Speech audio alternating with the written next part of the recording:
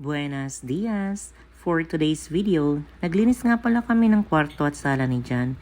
Late upload lang ito guys, hindi ko lang kasi na-edit at na-voice over.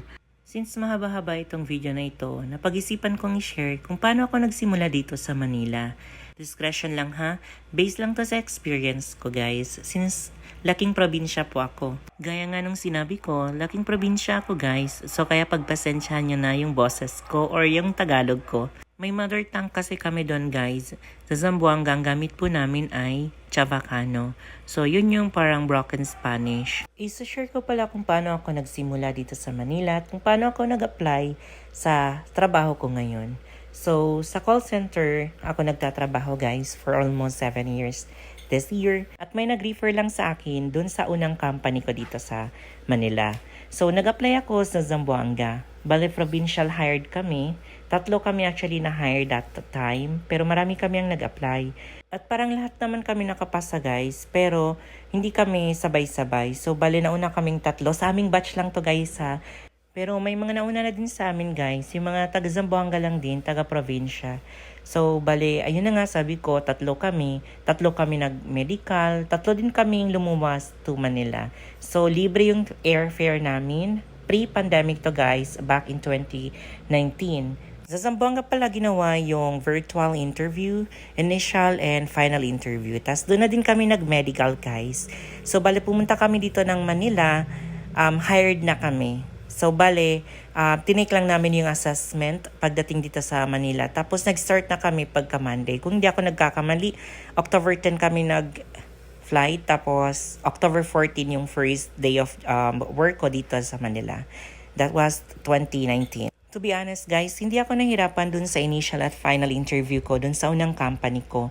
Pag wala ka kasing experience guys, yung mga tanong lang na itatanong sa'yo ay yung mga basic lang naman. Gaya ng, tell me something about yourself, why did you apply in our company, who referred you, yung mga ganong questions lang naman guys. Tapos more on communication skills. Hindi ako magaling mag-English guys. Before, hanggang ngayon naman guys, ang dami kong lapses, ganyan. Pero hindi lang naman yun yung fina-focus ng interviewer guys. Of course, kailangan mong iparamdam or ipakita na willing kang matuto, willing kang mag-relocate, at willing kang magstay sa company at magpa-promote of course. One of the common question that is usually asked if you are graduates of any teaching-related course, if kung may plano ka pa bang magturo, ganyan. So of course, sa case ko guys, since may experience ako sa teaching, yung sinagot ko that time guys ay wala or hindi. Wala akong planong bumalik sa teaching kasi of course ibang field of work yung ina-applyan ko guys. Which is kailangan ko muna sinungaling, char. Hindi naman siya literal na sinungaling na nagkakasala. Kailangan ko lang ipakita or iparamdam na willing ako mag-apply sa ganitong field of work.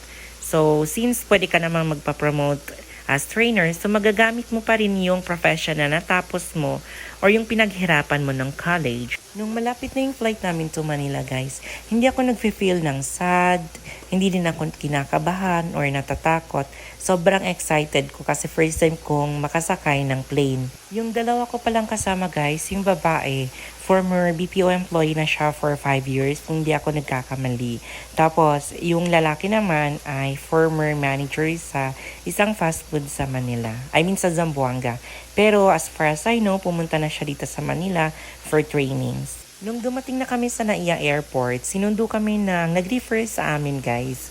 Tapos, umuwi kami dun sa bahay nila sa Taguig. Kung hindi ako nagkakamali, weekend yun. Tapos, the following day, umuwi or pumunta na kami dito sa free accommodation. Yung free accommodation pala guys, bigay yun ni nag-refer sa amin, hindi ng company. Nagstay pala kami sa parang dormitory guys, pero ang daming bawal. Bawal kami magluto, bawal kami maglaba. So yung ginagawa namin doon ay tulog lang, charge, tapos ligo, tapos pasok na sa work. Ganun yung parang naging routine namin. Nagpapalaundry lang kami, tapos kumakain lang kami sa labas. Mura lang kasi yung bayad or yung charge doon sa dormitory na yun. Pero ang daming bawal, so parang dumodoble na din yung gastos namin. Since kailangan namin kumain sa labas, magpa-laundry, ganun. Nung first 2 weeks ko dito guys, naiyak-iyak pa ako kasi namimiss ko yung family ko, ganyan. Pero isa sa rason kung bakit ako naiyak-iyak kasi short na ako guys. Tapos ang layo pa ng sahod.